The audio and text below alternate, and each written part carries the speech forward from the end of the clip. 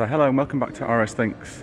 In this episode, as you can see behind me, I'm in a Polestar hangar down at Farnborough, where shortly I'll be going on a test drive of the car. I hope to get you some pictures inside and video inside as well. If you've already seen my Polestar video that I did when it was a static display in Shoreditch, then this one's not going to concentrate so much about the specs of the car, but about how it is to drive and everything. So if you want to see that video, check the top corner and I'll put a link to that.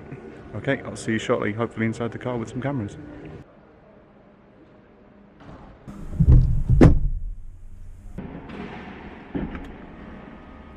So we're moving now. We're just going outside the hangar that you saw in the previous shot. Apologies for it being a bit dark, but we've got the glass roof on the top and not much light in here, so once we get outside it should be a lot lighter. So I'm just following somebody in front in a convoy, and they're going to take us on the test route so we can experience all the different features of the car. So we're supposed to say, okay Google, navigate to work. Navigating to work. And this will be the test route that we follow, and when we get halfway we're supposed to say navigate to home. That'll bring us back here. So it's showing that we've got 270 miles of range in the car at the moment.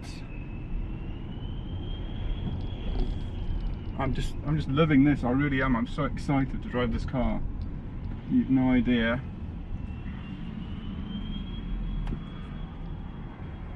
After seeing it as a static display in Shoreditch that time, to actually experiencing it now in the flesh and driving it, and also unaccompanied and being able to film it, is just great. So I've got an over-the-shoulder GoPro going as well, so we should hopefully be able to see the dash and what I can see at the moment. All I can see in the dash is just, it's all digital. It's got the huge Google map in there. To the left we've got the speedo, and to the right we've got power and also a range as well.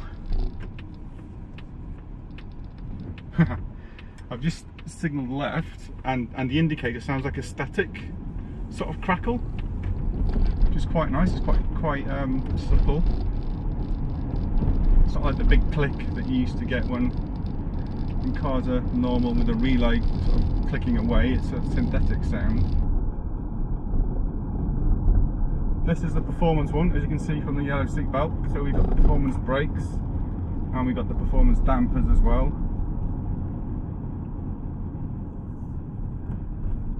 But we still have the same battery capacity, the same 0 to 60 times as the normal car. It's purely about the handling is the performance pack.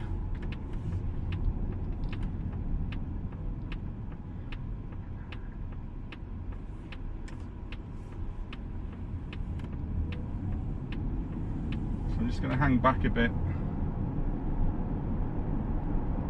Actually, I'm not going to floor it. We're in a 30 limit here, so I'll be nice.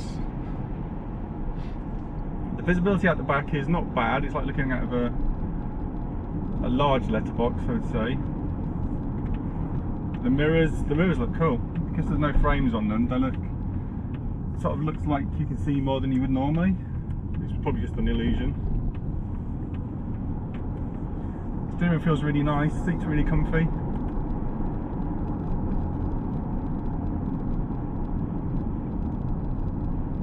So yeah, I'm really liking this.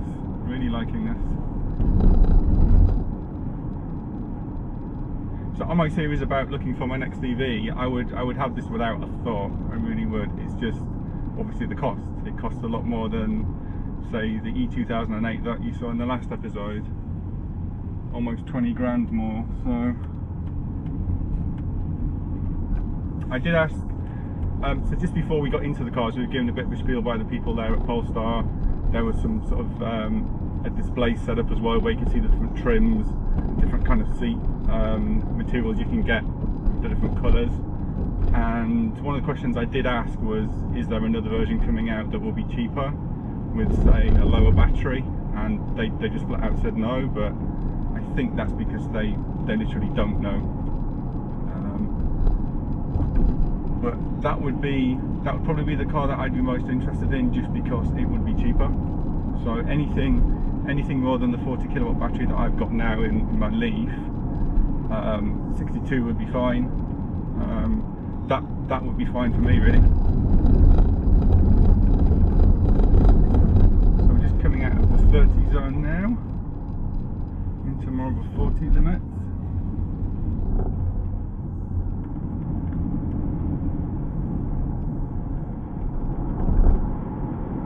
It actually tells you the speed limit on the dash as well. There's a little sign that pops up on the left hand side next to the speedo, which is an obvious place to put it, really.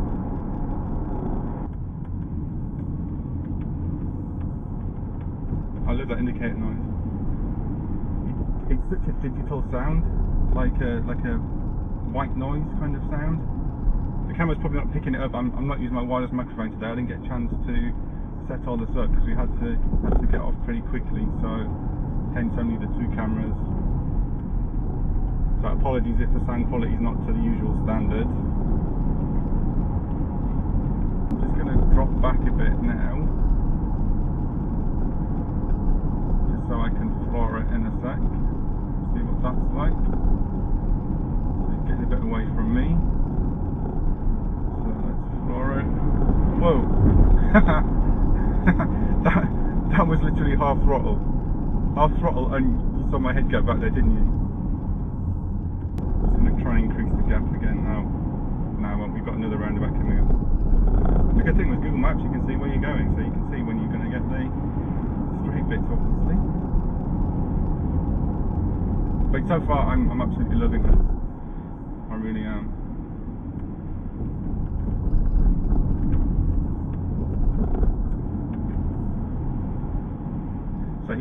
So he's holding me back now to be able to experience the acceleration. So he's gone for it. So I'm going to bury it absolutely totally. So ready? 3, 2, 1, go! Oh my word! Wow! That was fantastic. That was absolutely fantastic. I've just turned the radio on inadvertently. So I'm going to try that again one more time. 3, 2, 1. Oh, oh wow. Your head's kind of going funny, like, I don't know, you're almost lightheaded. That was awesome. So my only experience of driving an EV fast was, I had a test drive in a P90D, when they were the fastest Tesla you could get. And again, just flooring it, it's the same experience. Forget them up to 60 times. It's the experience of the acceleration that just brings it home how quick these things are. Obviously, instant torque being electric, but that was just awesome. It's the kind of thing you're never going to get tired of, isn't it? There is no sort of brake mode. There's obviously the drive mode. There's no B mode like you get in the Leaf. But you can change your, let's call it the braking, from low to normal to hard. So it will kind of do that for you in the Android Automotive dash. Speaking of that, this is the first car that's got Android Automotive. So you can control lots of features with your voice, like the standard Google features, music, Spotify, messaging, navigation, that kind of thing. You can even see like state of charge of the car. It's got interfaces for the car functions too. I did ask if you could control them via voice, like could you say switch the lights on or the wipers or something. Don't think that's possible. They didn't really give an answer to that.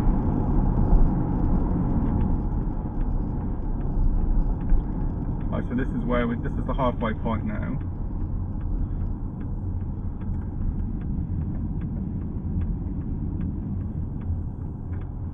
So I say, okay Google, navigate home. Navigating to home. This is going to take us back to the hangar. That's what the dude says. Okay? Yeah, it's cool. Right. like it? Do you like that one pedal assist? Yeah, it's fantastic. The acceleration, Yeah. I could see you dropping back, and I thought we're going to go for it now, and that was just great. That's on the cash right here. Okay, so say to Google, take me home. Already done it. Yep, cool. Follow me. Yep.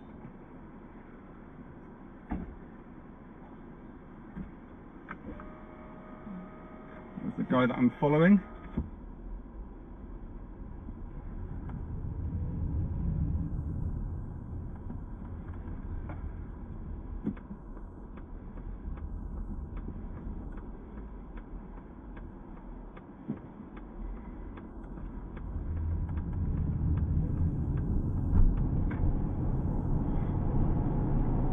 One car in front of us now, so this will be interesting when I go for an overtake, if I can.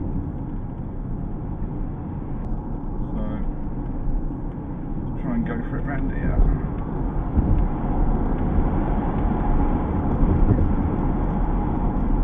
See, that was an overtake. How easy was that? That was absolutely effortless. Squeeze the right foot and you're done. I want this car. I absolutely want this car.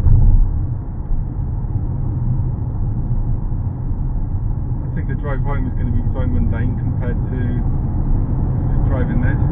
So that is just, my head's kind of used to it now. I'm not getting the same rush in my head when I floor it. Yeah, this is great. The seat just feels so comfy. Just the bottom kind of lumbar area is really, really supportive. I don't know if you can adjust that. I'll have a look on the controls when I get back. Yeah, you can adjust it, yeah. You've got a lumbar, you've got forwards and backwards, you've got the backrest, and you've got height. Yeah, you've got height as well. I'm going to drop back a bit here. We've got a really lovely straight bit before we get to the roundabout. So just going to have a quick squirt. Yeah. Oh, it's just the strangest feeling you get when you floor it. Almost kind of light-headedness again. That will not get old.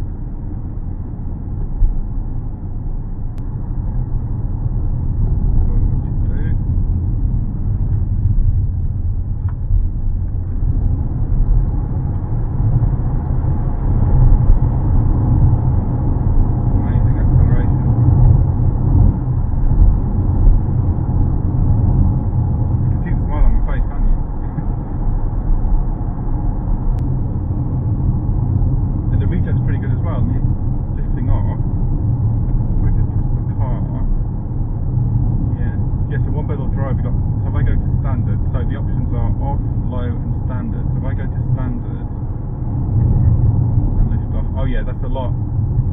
That's kind of like B mode, really. In Leaf.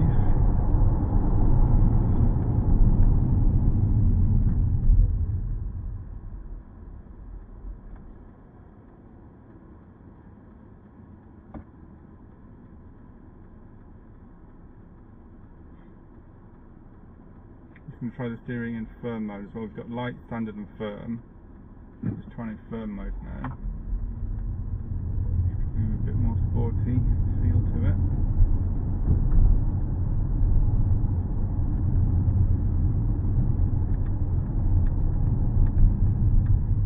Oh yeah, I can really feel the beat mode now, definitely. Alright, let's get maps back up again. Here we go. So we've got a minute to get back to where we're going to, it says.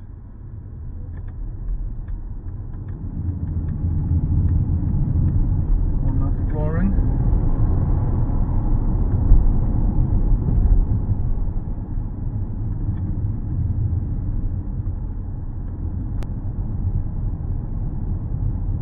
So just heading back now, just to the left of us is the building that we're going into.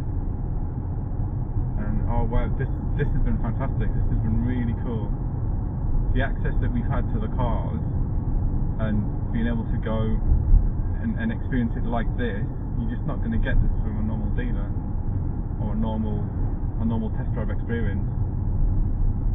So with the salesman next to you asking all the qualifying questions, basically finding out if you can afford the car. Polestar just don't care about that. They just want you to experience the cars, which to some extent is the same with Tesla. When I had a drive in the Model S, it was exactly the same. I was open with them from the start, saying there's no way that I can afford this car, I just want to experience it. And they were like, yep, fine, no problem, go for it. But yeah, what an awesome experience that was. When I see somebody driving down the road in one of these, I can say, yep, I've been there, done that, and I know exactly what you're experiencing right now, Mr. Polestar owner. So people always talk about doing the Tesla stretch, like financially to be able to afford a Tesla. I wonder if there's such thing as a Polestar stretch, like reaching for the star kind of thing.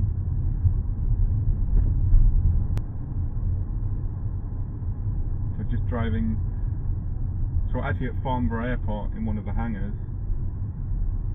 So it's just gone dark because there's nothing overhead lane lighting. But there's planes over to the right of me here and various hangars and runways and things. So very good location. It kind of, I don't know, suits it almost, doesn't it? You think of the precision engineering with aeroplanes and speed and things like that, and what better place to host an event like this in a hangar. It's great. Just queuing up now to go back in. So all I can see in front of me right now is the hangar, just with all the Polestar lights just kind of coming down. All the wraparound kind of lights going in. Looks quite cool actually.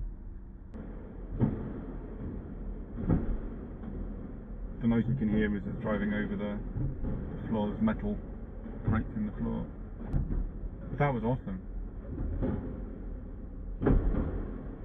Definitely a new style of test drive. So Polestar won't have traditional dealers. They're going to have sort of similar to Tesla, like information places you can go to where you can see the cars, you can touch them, sit in them, probably arrange test drives from as well. First one for the UK is going to be at Westfield in White City, down in London. So just directing us now to park up in a line. So there we go, finished. That was absolutely fantastic. Really enjoyed that. Really enjoyed that. It just makes me want one even more. Totally. Let's speak to Mrs. RS Thinks and see what we can do. But yeah, that was absolutely awesome experience. Awesome experience. So you enjoyed that then, Yeah. yeah? That's good, isn't it? Don't want to give it back. Yeah. I bought a car, brand new car on Tuesday for certain cities. Yeah. Came down here to 2 wreckage in this thing. I thought, I bought the wrong car. Brand new. Yeah. Bought the wrong car. So that was my Polestar 2 test drive. As you can tell, I thoroughly enjoyed that. It was everything I thought it would be and more. Just seeing a car as a static display is one thing, but being able to get behind the wheel of it and actually drive it and experience it as it's intended is a totally different experience. And as I said, you could tell I absolutely loved it. It was brilliant. If I was to compare this car to the Tesla Model 3, I would say it would just beat it hands down. The quality of the car, the build quality of the car it's a Volvo. Volvos are synonymous with their quality, with their safety, with their materials and their design. And yeah, it's a Polestar, but to me, it's a Volvo. And with that in mind, I just think it just beats the Tesla Model 3 hands down. The build quality on the Model 3 has been criticised due to panel gaps, paint that doesn't stick properly, paint that's flaking off. Just because they're building them that quickly, their quality control is a bit lax. But I just don't see that happening with Polestar. The car that I was driving was great inside. The materials were fantastic. When I'd finished driving, I actually walked around it and I inspected all the panel gaps, and they were all even. They're all consistent. Now you could argue that the car's been looked at and fettled a bit because they know they're going to get scrutinised on this, and it's the first batch of cars that have gone out and been driven by the public. I just think the build quality would be consistent between every single car, just because you've got Volvo in the background kind of pulling the strings a little bit. So the quality wouldn't concern me at all with the Polestar. With the Model 3, I think, yeah, I would be very apprehensive placing an order for Model 3, knowing that when I go to pick it up, there could be things wrong with it, and straight away I'm going to drive it home and drive it back later to get things rectified. So I don't want to do that. If I'm going to be spending 40 grand plus on a car, it should be right straight away. So that would be my concern about getting a Tesla over a Polestar 2. An advantage that Tesla does have is obviously their charging network. It's just fantastic. It's everywhere. It works. There's multiple stalls, multiple locations. They've got up to 270 kilowatt charging, I believe, maybe even more now. So as a charging proposition, the Tesla just beats anything out there at the moment. Polestar has partnered with a company called Plugsurfing to offer a charging solution. With an RFID card or fob, you can access up to 200,000 chargers across Europe, and all linked together with the same kind of payment system. They've got an app you can use similar to PlugShare and ZapMap to find out where the chargers are, and you've got one payment solution in there too, so you don't need multiple cards and multiple fobs or anything. You can just use this one fob. Now in the UK, they've got Ionity signed up to this, so you could use that in the UK, but UK would probably be easier anyway because of all the different networks here that use contactless cards. So charging in the UK would not be an issue if you have a Polestar. On the continent, however, though, for me, it would be a bit of an unknown quantity. I've never driven an EV on the continent yet, and the long journey that I do, probably 3 times a year, 4 times a year to Germany to see relatives, that would probably be a bit of a leap of faith in the beginning, just not knowing, is it going to work? Is there going to be a charger there? Is the maps up to date? You're kind of putting a lot of faith in the technology and in the information that you've been given to make that work. So I'd love to give it a go, I really would. But I think I'd have to allow more time just in case.